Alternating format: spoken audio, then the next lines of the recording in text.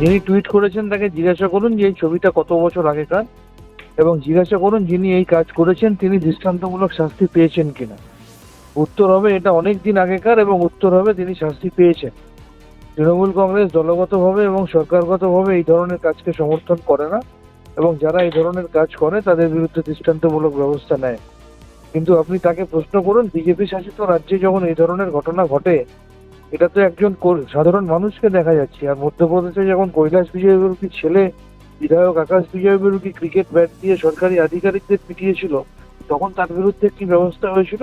আমাদের রাজ্যে mob lynching এর ঘটনা, আমাদের রাজ্যে এইভাবে নীতি পুলিশি এবং আমাদের রাজ্যে খাপ পঞ্চায়েত খুব একটা আমরা দেখতে অভ্যস্ত ছিলাম না।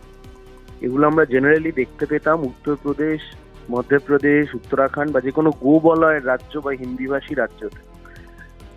মূলত বিজেপি এই মোরাল পলিসি বা মোরাল পুলিশিং করতে অভ্যস্ত। এই নীতি পুলিশগিরি অথবা খাপ পঞ্চায়েত বিজেপি গুলো করতে ওস্তাদ।